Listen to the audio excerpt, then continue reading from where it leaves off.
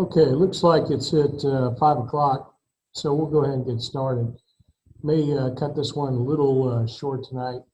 We'll see. I mean, you'll be able to see how much time is on this particular video when I uplink it to YouTube. Okay, it's 4 February 2020. This is the Zoom session for LDR 300. We are now in week 4, so halfway there.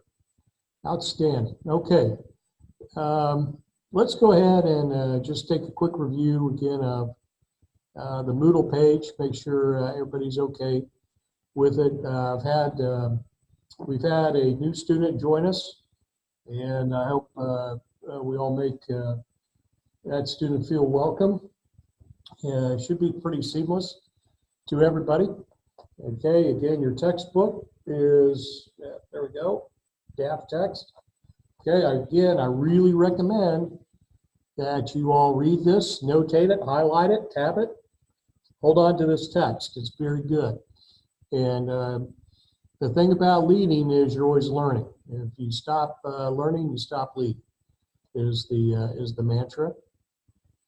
And you're going to use this text again and again. You use it again in LDR 340, which is your case studies for analysis. In that course, you will pull articles out of the Wall Street Journal, as well as get an article from your instructor. And you're going to be required to go in and pull some leadership principles out of each of these articles. And it's really a great course. I mean, I think it's just tremendous. I think you'll really enjoy it. It's a lot of fun. It's particularly instructive because you'll go into real situations that we don't know the answer to. These articles are not past articles. If they are, they're only maybe a month or two old. But this is relatively current. It's very new. It's articles that appear in the Wall Street Journal that particular week. So we don't know how it'll turn out. And so this becomes a good opportunity to take a look at certain articles, make an initial assessment based on what we know from your coursework here in LDR 300, and then see how it develops out. Now, if we were in the seated class, if you had me for this LDR 340, and we were seated, you would not be writing your presentation, you'd be giving it. You'd be doing it in the form of an elevator pitch. And that way we work on our public speaking, which we all could use. I'm the worst of it, I'll tell you. I hate public speaking, always have, and that's why I have to particularly work on it. And I'm not saying that I do a great job, and I'm not very good at it, I'll admit. That said, as LDR 300 DAF text tells you, good leaders push beyond their comfort zone, right? We covered that here in just a recent chapter. It's all about extending our strengths. And we're not going to minimize our weaknesses. We're going to develop our weaknesses into strengths, okay? It's all about moving forward, right? Okay, so as you go through your Moodle page, we'll get rid of that pop out there. You'll see that here's the Zoom location. Again, you'll see at the end of the evening, week number 4 Zoom session I'll post. I usually do that right after. You can tell by my screen. Right after we're done with the Zoom session while it's still hot in my mind. Okay. And then we go into our weeks. Okay, so week 4. And I'll talk about these questions here in a little bit. What I want to do, and then here's your self-reflective summary. Everybody's doing really good. You're finding where they're at. And then, of course, the week 4 quiz, which will open tomorrow. Again, remember and recall that your timeline, you upload your discussion forum no later than Wednesday night. You post comments to 2 others no later than Friday night. You upload your self-reflective summary no later than Saturday night. And you take your quiz no later than 1500 on Sunday afternoon. Now remember, these are no later than times. There's nothing that says you can't go in early and post discussion forum, self-reflective summary, and the like. Now on the quiz, I tend to write your quizzes during the week. I do that so I can generally see how everybody's doing. And then I post them on Wednesday. So can't quite get ahead of the quizzes, although you do have over 3 days to take it, okay? The key here is, and I had to explain this to one of your other students, I just felt I needed to, not because I had to, that the course designer took into account when these assignments would be due.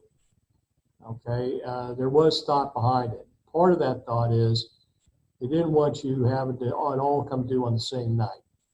Okay, and that led to more gripes than anything else. But there's a couple principles involved, and you'll learn more about these in LDR 460, which should be your teamwork, building teams course. It talks about conflict within teams, but it pertains here to this course, and it talks about the difference between capacity problems and I just lost the second term. Capacity problems and one other. What did I lose in that? I'm sorry, I'm having a bit of an error. Okay. Well, it must not have been too important because I guess I completely lost it. Capacity problems refers to the inability to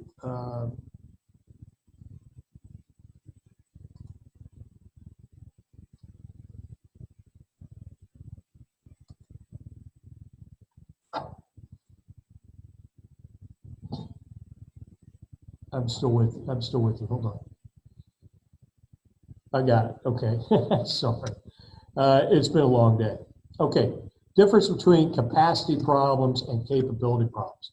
Capacity problems is you got a bunch of simple tasks, but you don't have enough time to do them all. You just got too many.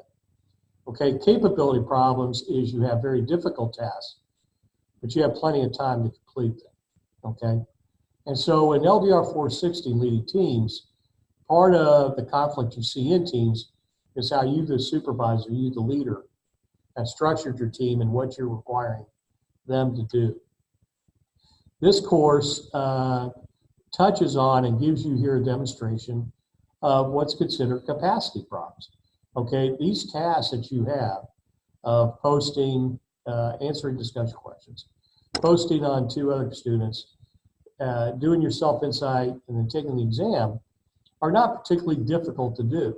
Okay, yeah, there may be some thought behind it and some amount of time that you have to spend on it, but I don't think anybody here is severely challenged to complete the task. By indications, you all find them relatively easy from what I can see. The key is the time, okay? And so what happens here is we have to have a hard look at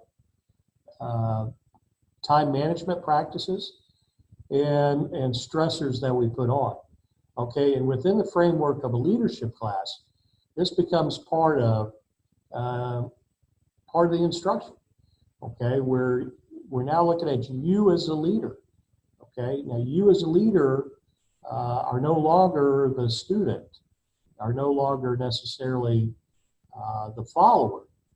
You are part of that organization. And so how you handle the issues of capacity problems and interactions with your instructor and the like. Here's an example I'll give you. You'll notice that for those of you that have turned in or have a missed assignment, you'll tend to ask me, you don't tend, you do, ask me, what now? Or, what am I going to do about it? Okay. You'll notice that I flip that around on you a lot. Okay. And I'll come back and I'll do this a lot more as we start getting into the later weeks. I was saying, look, as a leader, that's not how you handle your relationship with your boss. Okay. Anybody can find a problem. And anybody can ask after they've identified a problem what the leader is going to do about it. In this particular case, I want to see what you think. So you come back and tell me, what do you propose? What do you think is fair? When do you think you would be able to have your work uploaded or done? Okay.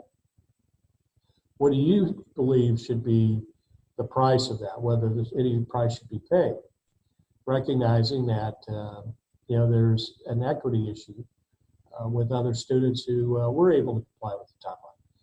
I hope you see what I'm getting at. It's not trying to beat anybody with the head. This isn't about embarrassing, but these are practice moments, and so we're going to take advantage of most of them when we can, or at least I will, and run through a leadership issue with any interactions we have. Okay.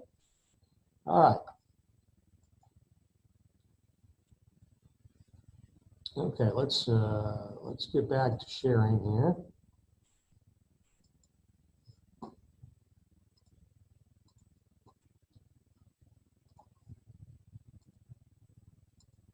All right. Now remember your self-reflective summary reports. You're only having to do 2 a week, okay, where you've got usually about a total of 6 available to you. Every chapter averages about 3. I think chapter 4 has 5, and that's one of the unusual chapters. So let's say, for the sake of argument, it's 3 per chapter. So, you're only doing a third of the self-insights as a requirement for the summary reports. I really encourage you to do all the self-insight exams. And if you want to do them all, or if you want to report more than just the 2, you certainly can. You do not have to just do the 2, okay? And so this is your prep time. These are available. You paid for this text. So I would get everything out of it that I could.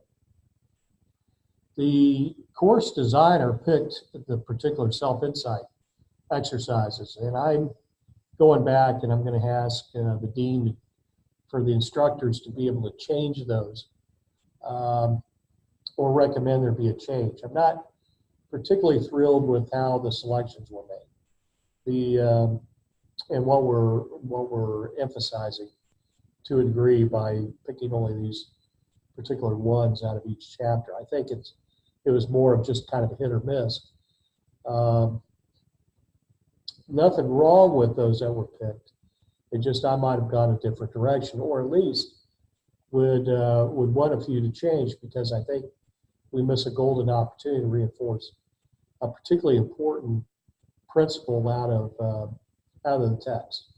And if you recall my discussion with you one of the first weeks, this is a very important distinction to make within this course and within this text.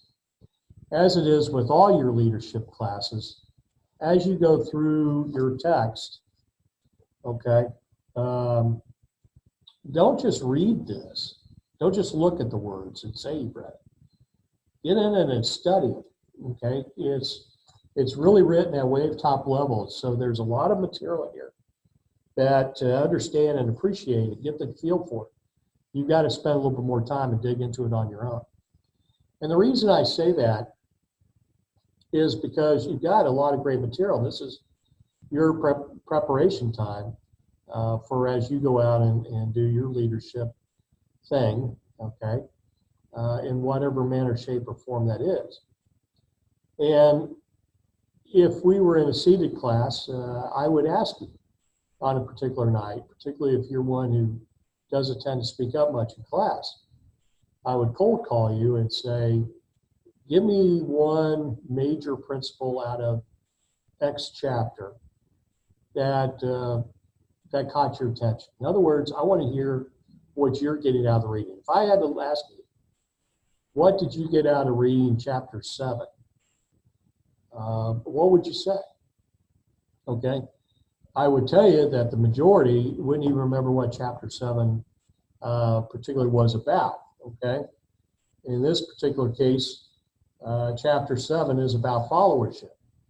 Okay, and then a very important principle within followership is the text tells you that the qualities of being a good leader are those that are required to be a good follower. You start talking about subordinate leadership. Okay. Anyway, so if you had to answer that question, what did you get out of a particular chapter? I think it should be readily apparent and jump out at you. If at the end of the time you've read these chapters and you go back and go, I don't remember a single thing I read. Well, we're kind of cheating ourselves. It's like the epiphany I had in church years ago. I remember I'd come in and I'd attend worship service just like anybody else, and sit down and enjoy that public worship with our Father. And I know the pastor spoke because I remember listening to him. And at the end of the service, I'd get back in the car and drive to brunch with my family thinking, I don't remember a single thing he said. I mean, pastor, in his message. And I was embarrassed. And so at that time, I forced myself to take notes. And one of the things I would do is I would take a piece of paper, number 1 through 5, and I'd make sure that I highlighted or wrote down on a piece of paper 3 to 5 themes or statements that the pastor made. So I understood what he was trying to get across and understand what his message was. But it also forced me to focus and not get distracted by everything else around. Okay. And this is before the days of these infernal machines. Okay. Don't get me wrong. I'm a technocrat just like anybody else, and I like the connectivity. But I think we go through time here a little distracted. Okay. All right. So enough of that. Let's do this. Let's get into the this week the slides, and go from there. Okay. So here we got LDR 340 case studies. One of the things that I will share with you here is when I took over a billet, Headquarters Marine Corps, we were visited by Secretary of the Navy, John Dalton. It's a tremendous man, a very, very good man. Anyway, he handed me this card of chapter 27, Book of Acts, and the timeless traits of leadership, and it had it on there. Leader, you can read it as much as I can. Leader to be trusted, initiative, good judgment, speak with authority, and the like. And I thought that was tremendous. And I, went down and pulled my Bible, and as I looked in there, verse 3, it did not specifically say a leader is trusted. It wasn't a checklist like this. In fact, it was more of a story, and you had to pull that theme out of the story. This is what I'm trying to get across to you, is let you know. Leadership is not unlike that in this story. It is not unlike what the Bible is telling you. The Bible, in many cases, doesn't have the lesson right there in front of you. Okay, it's telling it through a parable, through a story, through an example. And the key is you being able to read through it and generate that thought pattern that picks up on it. So I just share with you, chapter 27 has all of these in it, but go in and pull it and see what 27 acts, particularly verses that are identified here on the slide, have to say. Okay, I think your eyes will be open. All right, written assignments still continue, and make sure you're doing your proofreading. Okay, this is nothing different. I put a book down there at the bottom, Leadership Secrets of Attila the Hun. It's out of print, but it's still available. I really recommend that book to you. I used to use it in LDR 490, your capstone course. It's hilarious. Okay, one wouldn't necessarily think of Attila the Hun as a proper metaphor or example of great leadership. But Roberts, who wrote it, does a tremendous job, and it's got so many pearls of wisdom in it that I would make a required reading for LDR 300 at a minimum, or in the case studies course. Anyway, one of the things he talks about in there is that wise chieftains, and if you insert leaders in that, wise leaders throughout the course text, he talks about chieftains, but we're talking about leaders, will extract from obscure places the critical elements for making the right decision. In other words, the answer isn't always going to be given to you. You got to go and really get into it and find that pearl, find that answer. The key is to find the obscure places and to be recognized critical elements. Okay. Wow, quiz number 3. Okay, incredible job. As you can tell, I've got 13 A's, 3 A minuses, 3 B's, and the 4 that did not take, I think that's been whittled down to just 1 or 2. And those that have taken it did superb. Okay, so looks like everybody really did a bang-up job. Okay, number 10 seems to have caught everybody. I'm not sure why. The Abilene paradox, I think, is that question. It's a famous story. It's one you should really know, and we'll talk about it here in just a second if I've got that right. Yeah, number 10. The tendency of people to not voice their true thoughts because they want to please others in an effort to not rock the boat. Okay, page 183 is the reference on that. And so let's flip to your text real fast. Page 183. And we find it there at the bottom of the page. The Abilene paradox is the name Harvey used to describe the tendency of people to resist voicing their true thoughts or feelings in order to please others, okay? Right there in the text, okay? And then if not, I threw some pretty bizarre distractors, okay? Albuquerque, Panandrum, Bootlicker, Boogie. I mean, these are obviously wrong answers. Certainly not the situational theory. Okay. So in the Abilene paradox, it refers to Abilene, Texas. And it's in the days where not everybody had air conditioning, certainly not in their cars, but in this case, not even in their home.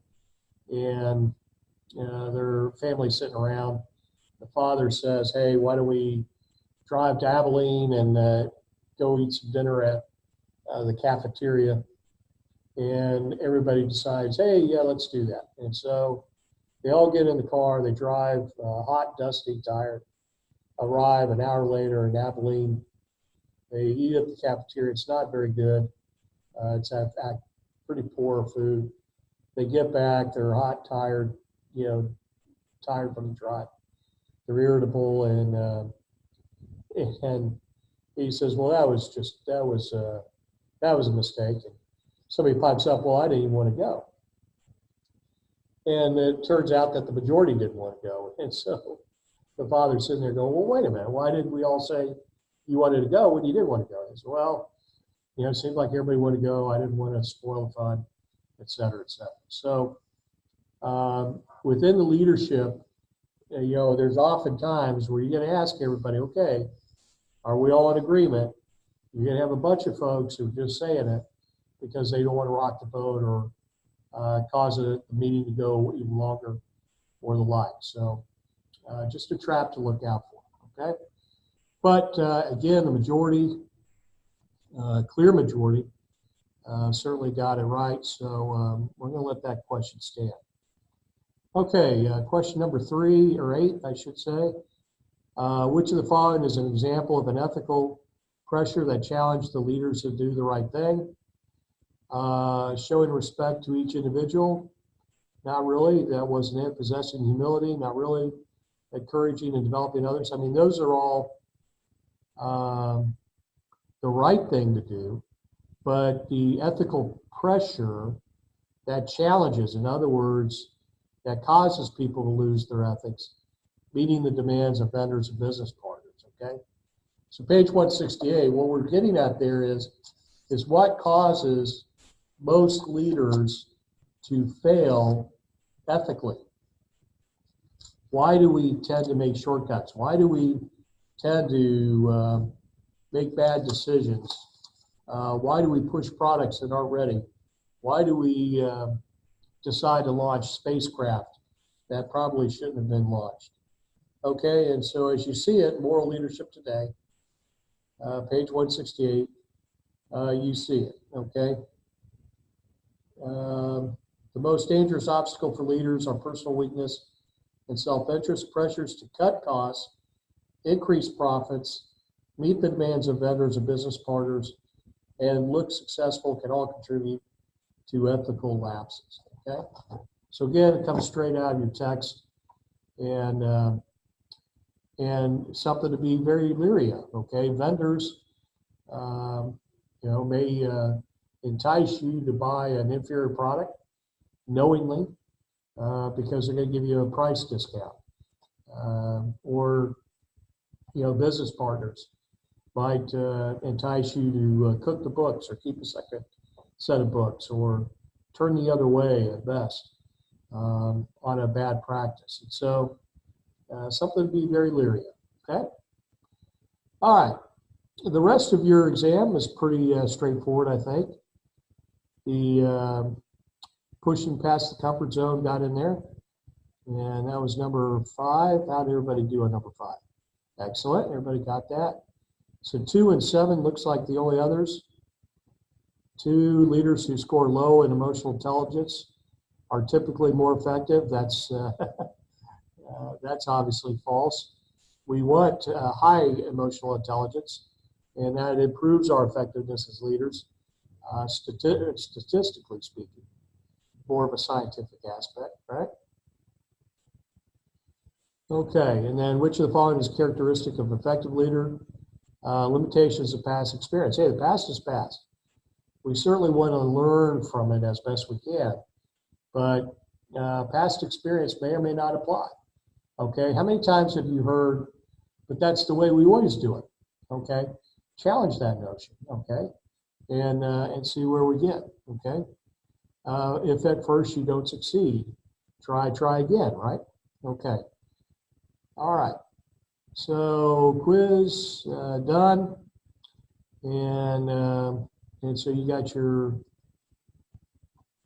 slides for this week. Okay, followership, managing up. Okay, to effectively manage up requires you to understand what your leader wants and needs. In the Marine Corps, we had a book by a very famous Marine by the name of Victor Krulak, call sign The Brute. Victor Krulak retired a 3-star, probably would have been a commandant. His son wound up being a commandant in the Marine Corps. And Brute relays a lesson he learned as a lieutenant, where he was having a hard time understanding what his boss was demanding of him. And a very wise platoon sergeant took Brute aside and said, "Sir, the first Rule of success is find out what the son of a bitch wants and give it to him. So, pretty good piece of advice.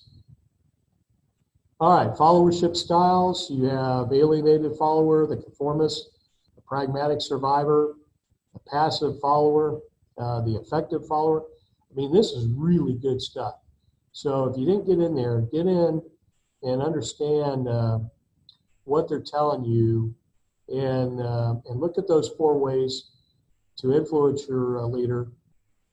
Look at the rank order of desirable characteristics, and then get into the so what behind that. Okay, so desirable leaders are forward thinking. Well, so what? You know, that, what does that tell me?